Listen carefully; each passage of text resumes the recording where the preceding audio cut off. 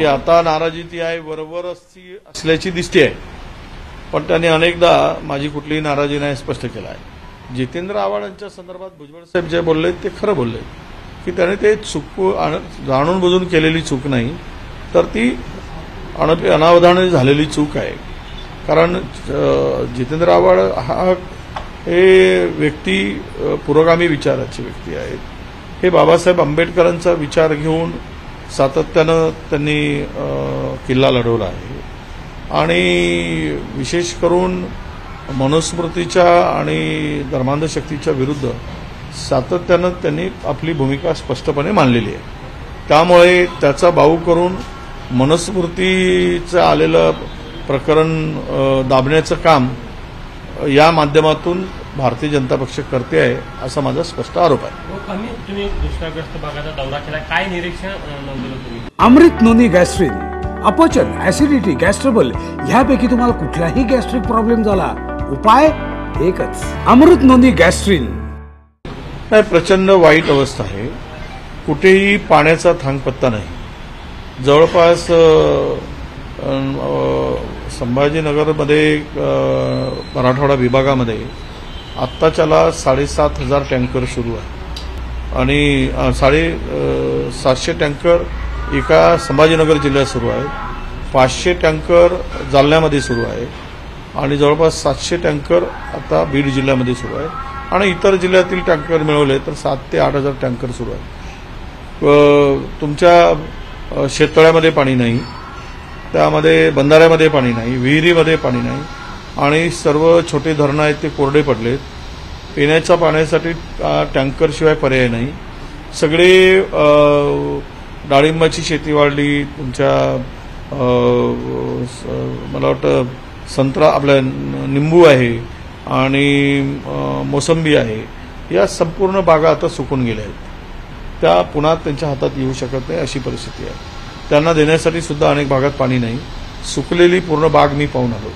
शेतकऱ्यांना कुठलीही मदत अजून मिळाली नाही. आत्ताच मला यवतमाळवरून शेतकऱ्यांचा फोन आला पुसदवरून की 4 एकर त्याच्या केळीचं पीक उद्ध्वस्त झालं. फक्त पंचनामे करतात, पंचनाम्यांनी पोट भरत नाही. पंचनामे केल्याबरोबर त्यांना मदत मिळण्याची अपेक्षा आहे. मागच्या 6 महिन्यामध्ये जे काही नैसर्गिक आपत्ती आल्या, गारपीट आली किंवा त्यामध्ये अतिवृष्टी आली, अशा वेळेस वादळ आलं, ती कुठलीही मदत आता मिळालेली नाही. केवळ घोषणा आणि मूर्ख बनवण्याचं शेतकऱ्यांना काम एवढं सुरू आहे आणि ते टेंडरबाज सरकार टेंडर काढण्यामध्ये व्यस्त आहे. जर या मूर्खांना मदत करायचीच असती तर ते करू शकले असते. ते आचारसंहितेचा बागोलबुवा करण्याची गरज नव्हती. कारण निवडणूक आयोगाकडे विशेष परवानगी मागून तुम्ही 25,000 कोटीचे टेंडर काढू शकता आणि मग हे काढायला, याला शेतकऱ्याला मदत करायला तुम्ही परमिशन घेऊ शकत नाही. म्हणजे हा दुपट्टीपणा आहे.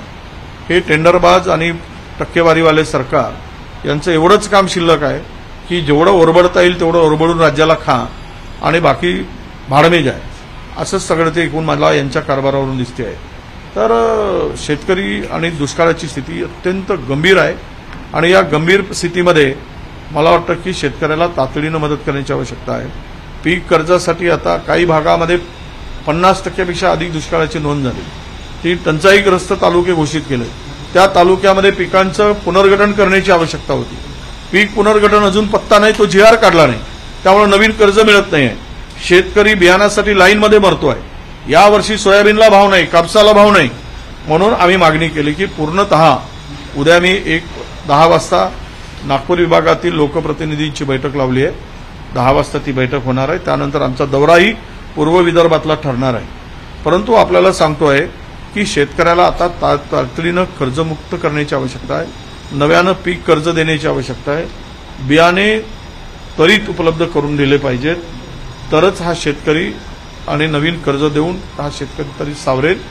नाहीतर हा शेतकरी पुन्हा यावर्षीच्या खरीप हंगामामध्ये उभा राहील की नाही, ही भयंकर अशी अवस्था झालेली आहे. जेपी नड्डा आणि अमित शहांची दिल्लीत बैठका सुरू आहे, सत्र सुरू आहे.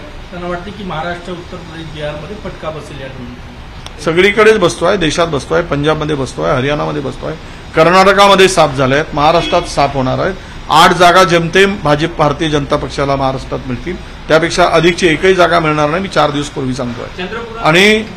आणि त्यापेक्षा या देशातून मोदी सरकारला हटवणं हाच एकमेव उद्देश जनतेने नजरेसमोर ठेवला आहे.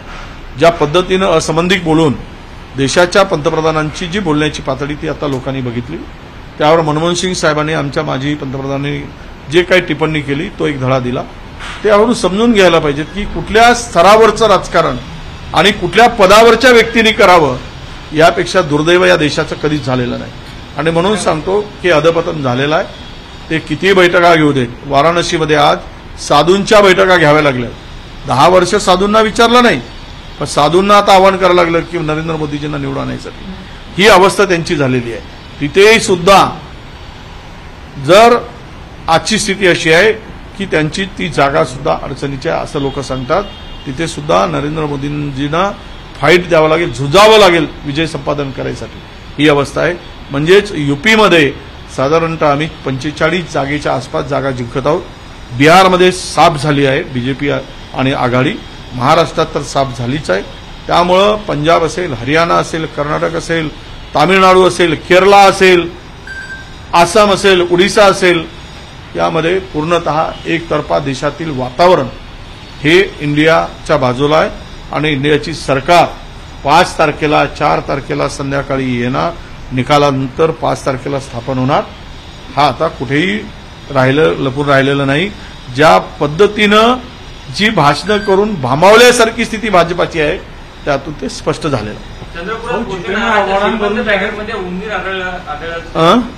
चंद्रपुरामध्ये पोषण आहाराच्या श्रीमंत पॅकेटमध्ये उंदीर आढळले, त्यामुळे पालकांकडून संताप व्यक्त केला. हे आता उंदीर आढळू देत, घुस आढळू देत, आता हे सरकारच सध्या राज्याला उंदीर घुस घालून पोखरून काढताय. त्यामुळे लक्ष कुणाचं आहे? राज्यकर्त्यांचं कुठे लक्ष आहे? आपापल्या सत्तेच्या मस्तीमध्ये मशगूल आहेत, टक्केवारी आणि टेंडरबाजीमध्ये मशगूल आहेत. त्यामुळे त्यांना लोकांच्या जीवनाशी काही देणं घेणं नाही. आणि म्हणून असे प्रकार घडत आहेत, त्याच्यावर कारवाई झाली पाहिजे. जी कंपनी आहे ती ब्लॅकलिस्टेड केली पाहिजे. जर बंद पाकिटामध्ये उंदीर येत असेल तर त्या कंपनीला पुन्हा भविष्यात काम देता कामा नये, त्याच्यावर एफआयआर नोंदवला पाहिजे. लोकांच्या जीवनाशी खेळतोय. फूड अँड ड्रग्सवाल्यांनी कारवाई करावी, महिला आपल्या शालेय शिक्षण विभाग त्यांनी कारवाई करावी, शासनाने कारवाई करावी, जिल्हा प्रशासनाने कारवाई करावी आणि अशा लोकांना पुन्हा काम देण्यात येऊ नये याची खबरदारी घ्यावी. हो, जितेंद्र आव्हाडावरून एनसीपीमध्ये जे आहे ते जुंपल्याचं चित्रकार हसन मुश्रीफांनी म्हटलेलं की भुजबळांनी आव्हाडांची पाठराखण करणं चुकीचं, उलट त्यांनी खडसा व्हायला त्यांना पाहिजे. सोडा, हे काय दलबदलू जे आहे तो वारंवार त्यांची इज्जत अब्रू तशीच गेलेली आहे लोकांच्या नजरेमध्ये. लोकांच्या नजरेमध्ये ज्यांची अब्रू शून्य आहे त्यांनी स्वतः आता काहीतरी सावरण्याचं काम करू नये. जे भुजबळ साहेब बोलले ते सत्य बोलले, ते मी पण बोलतोय. कारण जितेंद्र आव्हाडांची त्यामध्ये कुठेही चूक दिसत नाही. ती चूक अशी अनावधानाने झालेली आहे. बाबासाहेबांचा फोटो फाडणं त्यांना माहीत आहे की त्याचे परिणाम काय होतील, कोणीही फाडू शकत नाही. कारण या देशाचा अभिमान, स्वाभिमान आणि दैवत म्हणून आपण त्यांना मानतो. आणि तशा महापुरुषाचं, महामानवांचा फोटो कोणी फाडू शकणार नाही. आणि त्या विचाराचे व्यक्ती नाही, ती भाजपकडून अपेक्षा असेल, ते मनोवाद्याकडून ते करू शकतील, पण जितेंद्र आव्हाड करू शकणार नाही. त्यासाठी ते जे काही म्हणतायत की त्यांची चूक आहे, ते येणाऱ्या काळात हसन मुश्रीफांना चूक कोणाची आहे हे कळेल. हो, दुष्काळाला आचारसंहिता अडचण ठरत असं दिसतं का तुम्हाला? तेच कारण सांगत आहेत सत्ताधारी. मी सांगितलं तुम्हाला 25,000 कोटीचे टेंडर या नालायक लोकांनी स्पेशल परमिशन घेऊन निवडणूक आयोगाची काढले. हे काढायला कसं जमतं? तुम्हाला टक्केवारी खायसाठी जमतं काय? आणि शेतकऱ्याला मदतीच्या वेळेस ते सांगतात की आता आचारसंहिता आहे, आम्ही बैठक लावू शकत नाही, आम्ही मीटिंग घेऊ शकत नाही, आम्ही मदत करू शकत नाही. अरे कसला झकमाराची तुम्ही आचारसंहिता सांगताय आम्हाला आणि शेतकऱ्याला फसवताय? हे शुद्ध धुडफेक आहे. मराठा समाजाच्या योजनांची माहिती देण्यासाठी जी जाहिरातीचा खर्च काढला, नियोजन केलं, 26 कोटींचं केलं.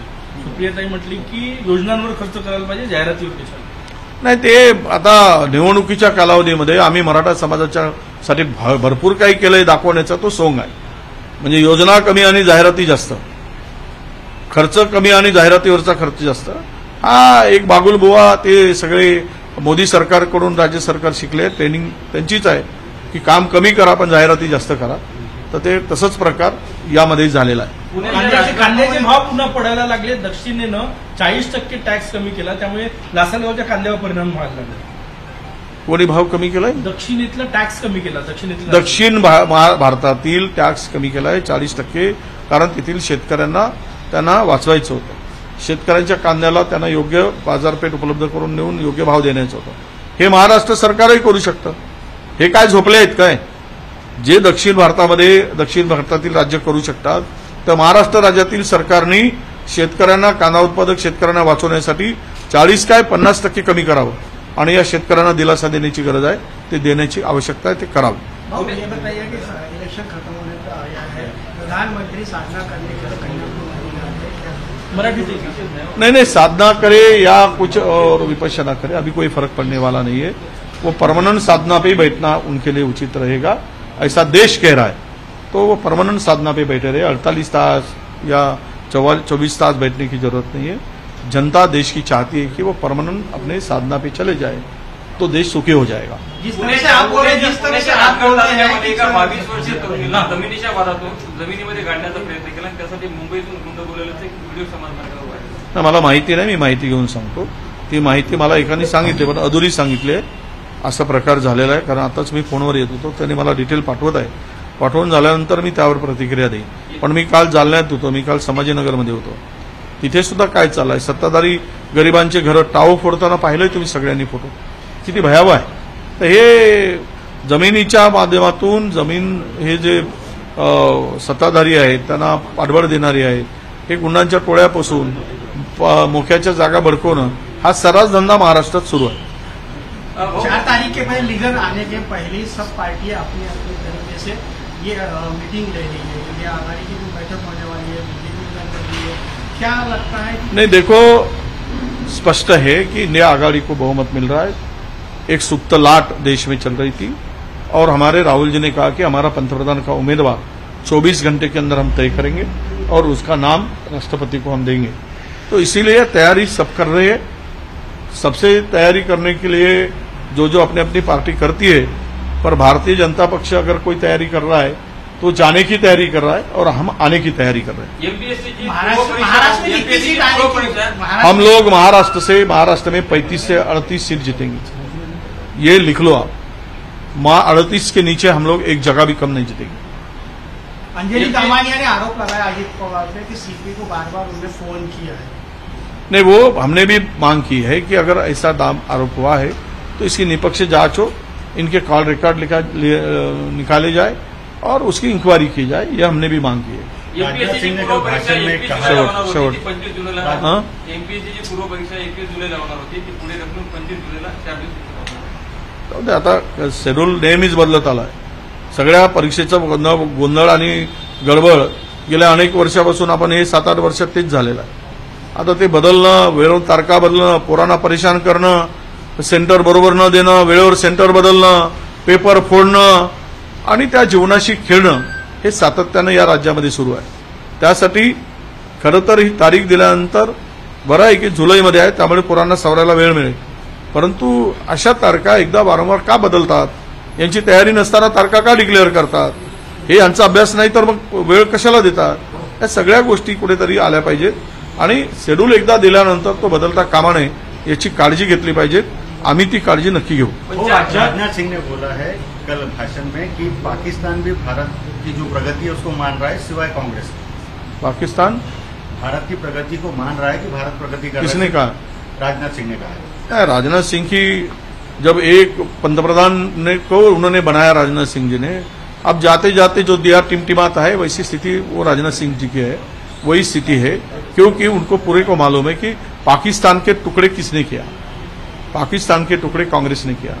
आज जो प्रगति हुई 10 साल में नहीं है. IIT IIM जो खड़े हुए हैं, इस देश में पूरा का पूरा एक इंफ्रास्ट्रक्चर और डेवलपमेंट हुआ है. यहाँ पे जो बच्चों को रोजगार और देश का अर्थव्यवस्था को मनमोहन सिंह से लेकर तो नेहरू ने जो नीतियां बनाई है, ये सबको पता है.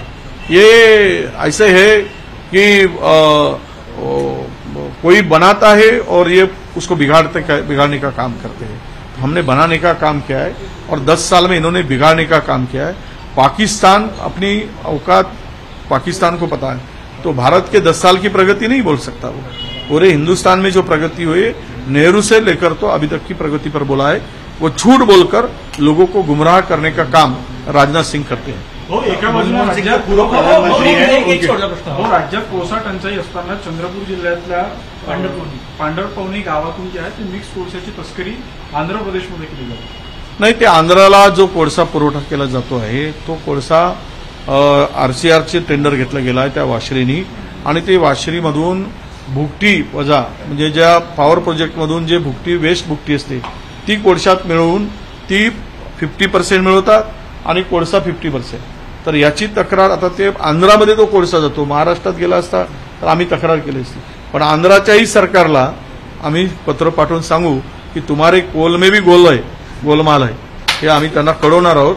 हे ती तक्रार माझ्याकडे प्राप्त झालेली आहे आणि त्याची माहिती मी आंध्र सरकारला, मुख्यमंत्र्यांना तिथल्या कळवणार आहे की जो तुम्ही आरसीआरचा टेंडर महाराष्ट्रातील एजन्सीला दिलाय तो अर्धा कोळसा पाठवतो आणि अर्धा चुरी मिळवून वेस्ट कोल, ज्याला रिजेक्ट कोल आहे किंवा त्याला आपण डस्ट आहे कोल आपल्या पॉवर प्रोजेक्टमधली ती डस्ट पाठवते, ही त्यांच्या निदर्शनास आम्ही आणून देणार आहोत. मनमोहन सिंह का जो टिप्पणी जिस तरीके से आखिरी- हाँ मनमोहन सिंह के ऊपर जिस तरीके से टिप्पणी हो रही है कि उनका दावा था कि मुस्लिम का पहला दावा रहेगा देश में, क्या कहेंगे? भाजपा जिस तरीके से प्रचार कर रहा है. नहीं, झूठ का पुलिंदा है. जब मुंह खोलते हैं भाजपा तो उसके मुंह से सच निकलता ही नहीं, झूठ निकलता है. वो बात पुरानी है, उनका खुलासा हो चुका है. अब ये सब जितने भी बातें की गई है कि उन्होंने मंगलसूत्र से लेकर तो भैंस से लेकर, तो ये कोई पंतप्रधान की भाषा होती है? ये भाषा की गई है, इसमें कोई तथ्य नहीं है. मनमोहन सिंह ने सबके लिए काम किया है. उनके भाषण पूरा सुनने के बाद में उसका खुलासा भी हो चुका है. ये झूठ बोलकर लोगों को गुमराह करते हैं.